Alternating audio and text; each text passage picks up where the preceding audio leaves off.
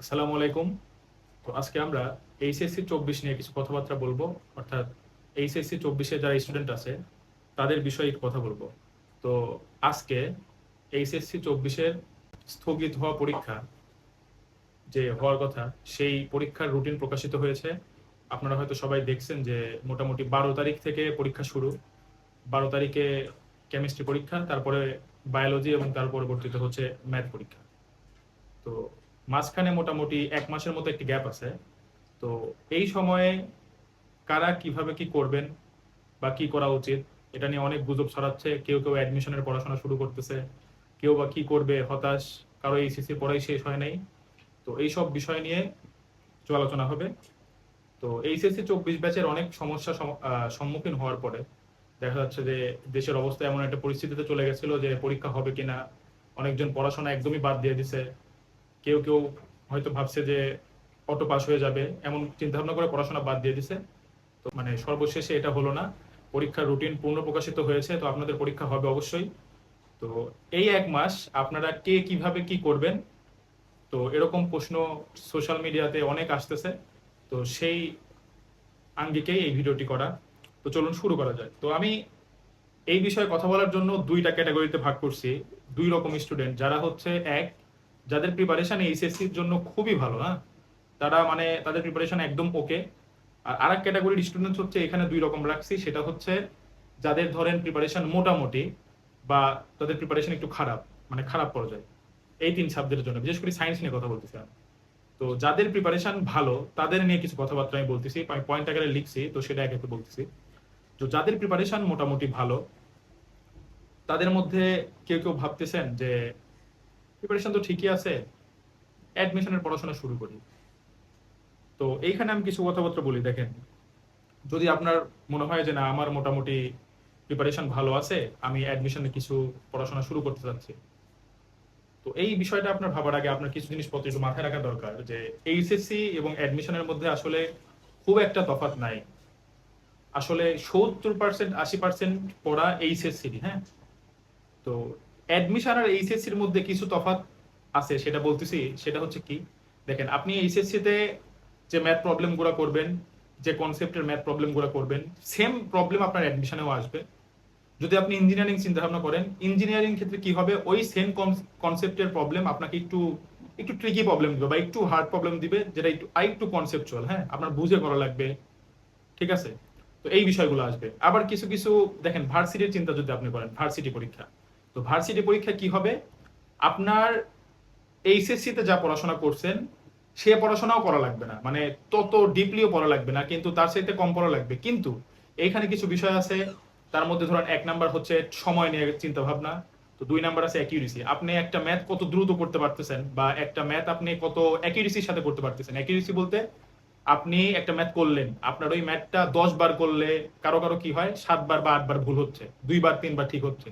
আপনি এই জিনিসটা আস্তে আস্তে ঠিক করেন, আপনার যেন 10 বারের মধ্যে 8 বারই ঠিক হয়, 10 বারের মধ্যে 8 বারই ঠিক হয়। অথবা আপনি স্পিডে করা শিখেন, ক্যালকুলেটর ট্রিক্স আছে, ইঞ্জিনিয়ারিং এর জন্য আছেন, তারা এইগুলো শিখেন যাদের গ্যাপ আছে। তো যারা প্রিপারেশন যাদের ভালো, তারা অ্যাডমিশনের কোশ্চেন ব্যাংক দেখতে পারেন যে কিরকম প্রশ্ন আসে। অথবা প্রত্যেকটা সাবজেক্টের 2-1টা করে অধ্যায় আপনারা শেষ করতে পারেন অ্যাডমিশন কেন্দ্রিক। কিন্তু যদি এরকম মনে করেন যে না, আমি অ্যাডমিশনের জন্য নতুন কোনো টপিক শিখতে চাচ্ছি না, আমি যা জানি সে বিষয়েই কাজ করতে চাচ্ছি, তাহলে আপনার জন্য সবচেয়ে ভালো হয় কি, আপনি যদি ইঞ্জিনিয়ারিং প্রিপারেশন হয়, তাহলে আপনি ওই কনসেপ্টের আরেকটু হার্ড ম্যাথগুলো দেখবেন। এতে কিন্তু আপনার প্রিপারেশনে ক্ষতি হবে না, আপনার এইচএসসি প্রিপারেশন কিন্তু ঠিকই থাকবে, হ্যাঁ। আপনার কনসেপ্ট আপনার স্ট্রং হবে।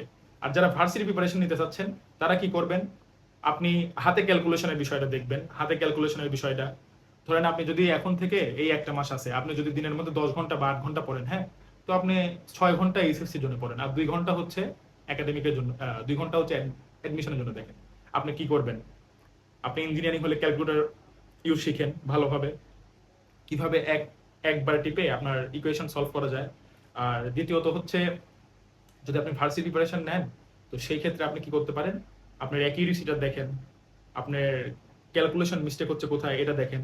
আপনি কোন ম্যাথ, ধরেন যে অ্যাকিউরেসিটা হলো, আপনি হচ্ছে দ্রুত করার ইয়েটা দেখেন। আপনার মাথা ঠান্ডা থাকে কিনা, টাইম ধরে ধরে সলভ করার বিষয়টা দেখেন। তো আপনি এইগুলা স্কিল ডেভেলপ করতে পারেন ভাই। এইগুলা যদি আপনি ঠিকঠাক করতে পারেন আস্তে আস্তে, তো আপনি অ্যাডমিশনের সময় পরীক্ষা টরীক্ষা, প্রেশার টেস্ট, এইগুলো অনেক আগে থাকবেন ভাই। এইগুলাই মেইন প্যারা। আপনার প্রত্যেকটা ভার্সিটি, আমি বলতেছি প্রত্যেকটা ভার্সিটির পরীক্ষায় আপনার ইস্যু হয়ে দাঁড়াবে টাইম, অ্যাকিউরেসি এবং হচ্ছে অল্প সময়ে সলভ করা। এইগুলো আপনার মানে বাধা হয়ে দাঁড়াবে। আপনি এমন না যে আপনি ওই ম্যাটার দেখেন নাই, এমন না, আপনি পারেন কিন্তু আপনি এখানে করে আসতে পারবেন না, সঠিক সময়ের মধ্যে করে আসতে পারবেন না, আপনি এটাই সমস্যা হবে। তো আপনি এইগুলোতে ফোকাস দেন, হ্যাঁ। আর এইচএসসি কিভাবে পড়বেন দেখেন, আপনি একটা সাবজেক্ট নিয়ে পড়ে থাকেন না, এই কয়েকটা দিন একটা মাস ম্যাথ তো আপনি রেগুলার করবেন, কারণ ম্যাথ হচ্ছে সবচেয়ে লাস্টে পরীক্ষা হবে, হ্যাঁ। তো ম্যাথ আপনি রেগুলার করবেন, বায়োলজি একটু করে পড়বেন, সাথে কেমিস্ট্রি করবেন। মানে আপনি মানে চিন্তা ভাবনা করবেন যে 3টা সাবজেক্ট প্যারালালি আপনি প্রিপারেশন নেবেন, হ্যাঁ।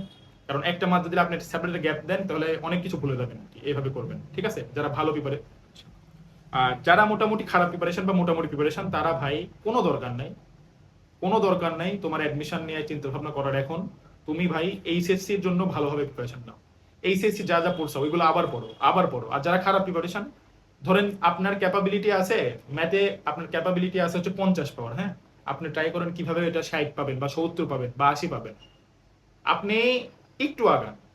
যদি আপনার ক্যাপাবিলিটি না থাকে 80 পাওয়ার, তাহলে আপনি 70 পাওয়ার চেষ্টা করেন ভাই। কিন্তু আপনি এই অন্যের কথায় কান দিয়েন না, অন্যের কথায় কান দিয়েন না, বা অন্য এই এই করে ফেলতেছে ওই করে ফেলতেছে এইগুলাই কান দিয়েন না, হ্যাঁ। আমি অ্যাডমিশনের সময় মানে এইসব গুজবের বিষয় নিয়ে একটা কথা বলি, দেখেন অ্যাডমিশনের সময় আপনি অনেককে দেখবেন এই উদ্ভাসে ফাটায় ফেলতেছে, এইখানে এই টপার ওইখানে ওই টপার। ভাই এটা একটা লং প্রসেস, গোটা 8-9টা মাস আপনার টানা পড়াশোনা করা লাগবে, ঠিক আছে। 8-9টা মাস টানা পড়াশোনা করা লাগবে। আপনি প্রথমে দেখবেন এরকম 2-1 মাসের মধ্যে অনেকজন আছে কি খুব ফাটায় ফেলতেছে, এইখানে ওইখানে সব জায়গায় টপ করতেছে। আসলে এই জিনিসটা 2-1 মাসে ধরে রাখা যে যতটুকু সহজ, 7 মাস 8 মাস ধরে রাখা খুবই কঠিন ভাই, খুবই কঠিন, হ্যাঁ। তো আপনি কারো কথায় কান দিবেন না, হতাশ হবেন না। আপনি কনসিস্টেন্সি বজায় রাখবেন, ঠিক আছে। কনসিস্টেন্সি বজায় রাখবেন, দেখবেন হয়ে যাচ্ছে, হ্যাঁ। আপনি দেখবেন যে যারা ভালো স্টুডেন্ট, হ্যাঁ, যারা ভালো স্টুডেন্ট, আপনি যদি কম্পেয়ার করেন ভালো স্টুডেন্টের সাথে, ধরেন আপনার একটা বন্ধু খুবই ভালো স্টুডেন্ট, সে অ্যাডমিশনের কেন্দ্রিক পড়াশোনা করতেছে, করতে দেন না ভাই। আপনি এইচএসসির জন্য পড়েন, এইচএসসিটা ভালোভাবে কভার করেন, আপনি এইচএসসি ভালোভাবে দেন, সমস্যা নাই তো। আপনি এইচএসসি ভালোভাবে দেন, অ্যাডমিশনের সময় সব দেখা যাবে। আপনি ভাই, আমি বলতেছি যদি এরকম কেউ থাকে যে যার পড়াশোনা শেষ, যার পড়াশোনা শেষ, সে রেগুলার পড়াশোনা করে ভালো।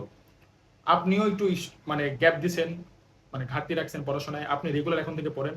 আপনার চিন্তা ভাবনা থাকবে কি আজ থেকে 6 মাস পরে আমি বিষয়টা দেখবো, এখন আমার কম্পেয়ার করার কোনো কাহিনী নেই। আজ থেকে 6 মাস 7 মাস পরে আমি বিষয়গুলো দেখবো, হ্যাঁ। তখন আপনি রেজাল্ট পাবেন। তো কারোর দিকে তাকায় হতাশ হবেন না।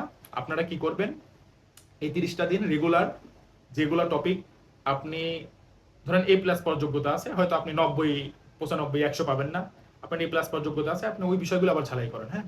যদি কারো এরকম থাকে যে ধরেন 40-50 পাওয়ার ক্যাপাবিলিটি আছে, এইগুলো মোটামুটি কাভার, তাহলে আপনি আর 10 মার্ক 15 মার্ক আপডেট করার ট্রাই করেন। তো এইভাবে করতে থাকেন, কাউকে দেখে হতাশ হবেন না। ইনশাল্লাহ সবার সাথে কথা হবে, আপনি কনসিস্টেন্সিটা ধরে রাখেন পড়াশোনার, আপনি সবার সাথে কথা হবে আজ থেকে 6 মাস 7 মাস পরে, হ্যাঁ। 6 মাস 7 মাস পরে, আজকে থেকে 6 মাস 7 মাস পরে সবার সাথে কথা হবে, ঠিক আছে। তো আশা করতেছি আপনারা ভালো কিছু করবেন, আপনার জন্য শুভকামনা রইল, আমার জন্য দোয়া করবেন। আজকের মতো এই পর্যন্তই, আসসালামু আলাইকুম।